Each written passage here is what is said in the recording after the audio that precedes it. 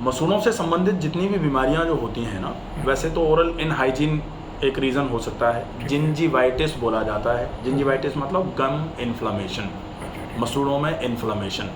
अब मसूड़ों में इन्फ्लामेशन जब होता है तो सूजन आती है, वहाँ लाल भी रहते हैं मसूड़े, वहाँ दर्द भी रहता है, वहाँ की फंक्शनल एबिलिटी कम हो जाती है, और जब भी ब्रश करेंगे तो ब्लीडिंग होगी, मुंह में से बदबू आएगी।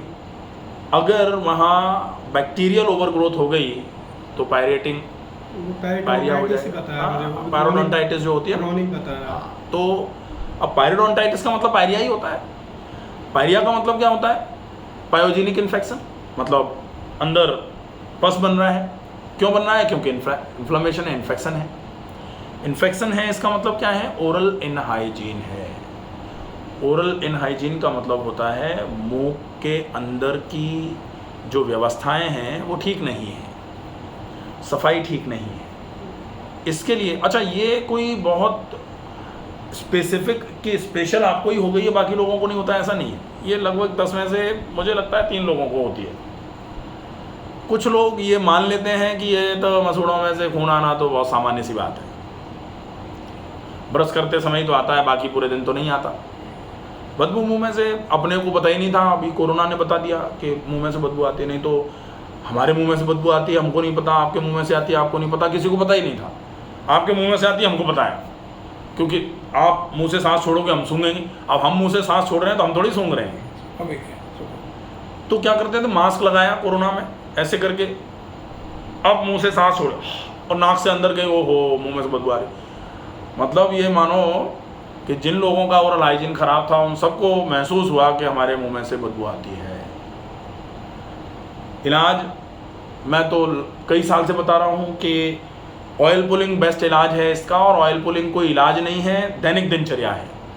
दैनिक दिनचर्या मतलब सामान्य दिन की क्रिया है। जैसे रोज़ नहाते हैं, रोज़ शौच जाते हैं, रोज़ पानी पीते हैं, रोज़ खाना खाते हैं, वैसे ही रोज़ ऑयल पुलिंग करनी चाहिए।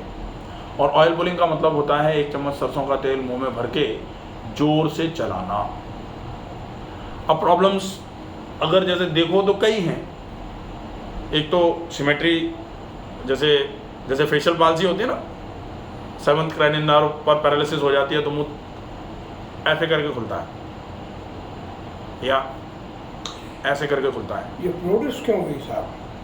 प्रोडक्शन क्यों हुआ इसका? सामने क्यों आई? उत्पत्ति कैसे हुई? अब उत्पत्ति होने के कई रीजंस हो सकते हैं। डाइजेस्टिव सिस्टम की वजह से या अदर? डाइजेस्टिव सिस्टम तो ये मान लीजिए कि हर बीमारी का मुख्य कारण, अगर अंदर के कारण पे जाते हैं तो अपन तो कहते ही हैं constipation is mother of all diseases. जब तक आपको इंडाइजेशन नहीं होगा तब तक कोई बीमारी नहीं हो सकती, नहीं, सामने नहीं आएगी। क्योंकि इंडाइजेशन होगा तो इंडाइजेशन ही बीमारियों का पोषण करता है। रोग का पोषण तो इंडाइजेशन से ही होता है। अब मैं बीच में बोल रहा हूँ, हम वहीं से क्यों नहीं चले? नहीं, चलेंगे तो वहीं से, लेकिन ये जानना बहुत आवश्यक है कि बीमारी क्या है। चलने के लिए तो चलेंगे वहीं से, आप नहीं कहेंगे तो भी वहीं से चलना पड़ेगा, क्योंकि इलाज तो वहीं से शुरू होना है।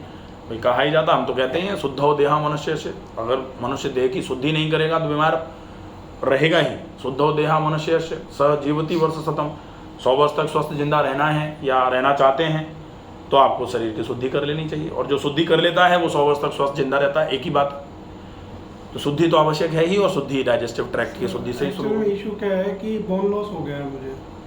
बोन लॉस मतलब ये जो मसूड़े की वो तो पायरोडोंटाइटिस जो जब होगी और कई तो डेफिनेटली 50% तक है डैमेज होगी डेफिनेटली। वो टीथ लॉस होने का खतरा है। टीथ लॉस होने का खतरा तो निश्चित हो ही जाना है। जब आपके जैसे होता है ना कि मिट्टी ही खराब है तो फिर तो गिरेगा ही। जी।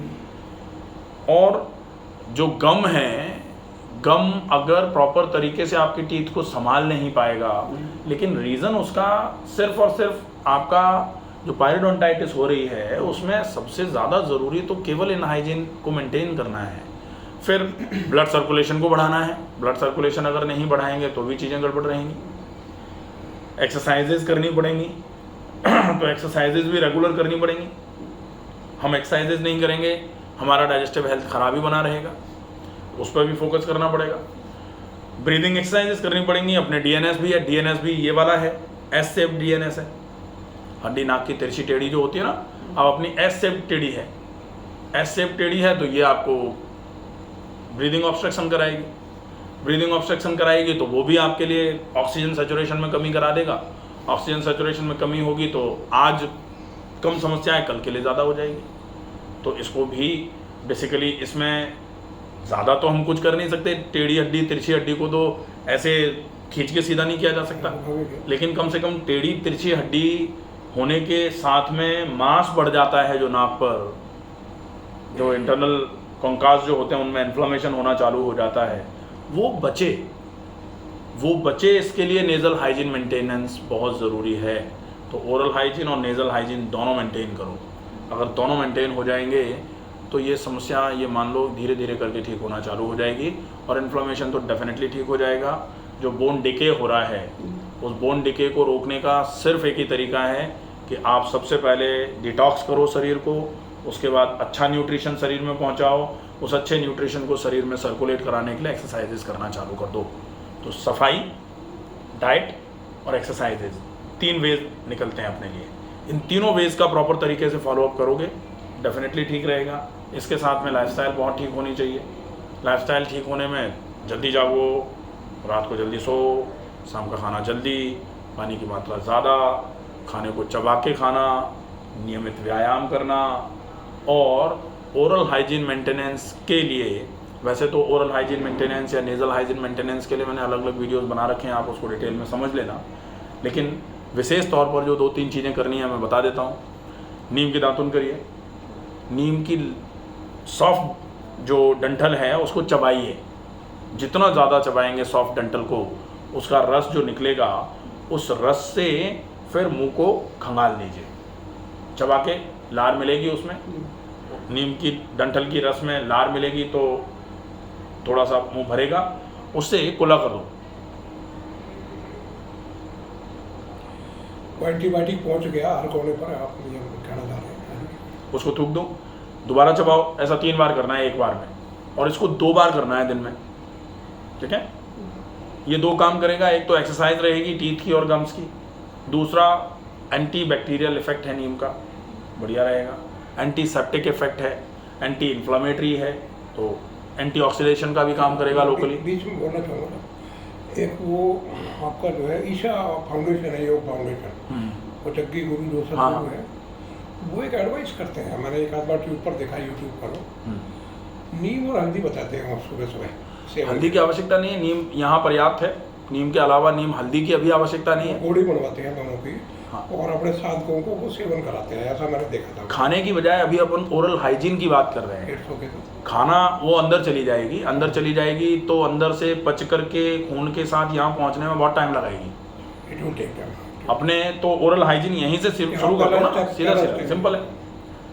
उसके बाद पेट की शुद्धि कर दो, फिर आपको ज़रूरत ही नहीं पड़ेगी ना किसी चीज़ की। पेट की शुद्धि के लिए आपको ऐसा तो है नहीं कि आप किसी दूसरी चीज़ से शुद्धि करा लो, आपको आहार शुद्ध हो आंत्र शुद्धि, जब तक इस पर नहीं आएंगे तब तक कुछ भी खाते पीते रहो, कोई मतलब नहीं निकलेगा। तो खाने को सही करना पड़ेगा, सुपाच्य खाओ, चबा के खाओ, समय पर खाओ और संतुलित खाओ, जितना ज़रूरी है उतना ही, ज़्यादा नहीं खाओ, कम भी मत खाओ, ठीक है। तो नीम की डंठल को चबाना, हल्दी यूज़ करनी है तो हल्दी, सरसों का तेल, सेंधा नमक मिला करके उससे मसूड़ों पे मालिश कर लो दिन में 2-3 बार, ठीक है। लोकल एप्लीकेशन हो जाएगा हल्दी का, वो भी एंटी इन्फ्लामेटरी होती है, एंटीबायोटिक एंटीसेप्टिक होती है, तो वो बढ़िया है, ठीक है। इसके अलावा अब ध्यान रखो कि कैसे भी करके दिन में 2 बार ऑयल पुलिंग करो। ऑयल पुलिंग मतलब सरसों के तेल से क्या दिक्कत है? अच्छे तरीके से कुल्ले, जोर से चलाना मुँह में, इतनी जोर से जैसे कुल्ला करते हैं पानी भर के ब्रश करने के बाद झाग बन जाता है पानी का मुंह में, ऐसे ही तेल का झाग बनाओ मुंह में। Oil pulling by doctor Ramakant Sharma, पूरा वीडियो है, उसको अच्छे तरीके से देखो। अगर इतना कर लोगे तो ये प्रॉब्लम डेफिनेटली ठीक हो जाएगी। जब भी कुछ भी खाओगे पियोगे मुंह को जरूर खंगालो, कम से कम 1 मिनट के लिए। ऐसा नहीं कि एक बार पानी भरा आ थू कर दिया, तो आ थू करने से तो ठीक नहीं होगा। आ थू तो वैसे कहते हैं ना कि वो तो चल जाता है, लेकिन हाइजीन वैसे नहीं मेंटेन होगा। कम से कम 1 मिनट के लिए, खाना खा के फ्री हुए हो, चाय पी के फ्री हुए हो, वैसे चाय नहीं पियो ज़्यादा अच्छा है, दूध पी के फ्री हुए हो, जूस पी के फ्री हुए हो, 1 मिनट के लिए कुल्ला करो। उंगली से पूरा करता हूँ उसको। उंगली से करना एक अलग बात है, जी, कुल्ला करो जोर से। जी, इंटरडेंटल स्पेस में उंगली नहीं घुसा सकते आप, जी। हाँ, लेकिन पानी नहीं, वो गैप है ना तो थोड़ा फंसता है खाना, तो उसकी वजह से करना पड़ता है। नहीं वो तो ठीक है, वो तो ऐसे करके, लेकिन गैप में उंगली नहीं जाएगी ना जी। भाई, लेकिन गैप में पानी तो जाएगा।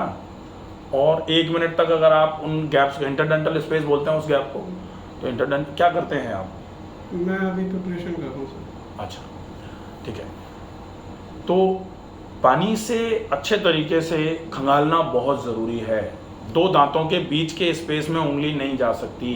जो आपको कह रहे हैं उसका कोई मतलब है, अदरवाइज उंगली से तो पूरी दुनिया कर ही रही है, लेकिन उंगली से ऊपर के दांत, ऐसे बाहर के दांत साफ हो जाएंगे, अंदर कर लोगे तो अंदर के, लेकिन 2 दांतों के बीच के स्पेस को कैसे ठीक करोगे?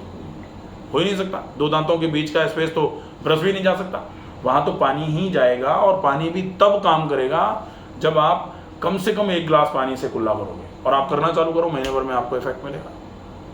ठीक है, ये बोन रिकवर हो सकती है क्या सर? डेफिनेटली हो सकती है, हो सकती है। ये डॉक्टर्स की साइकोलॉजी को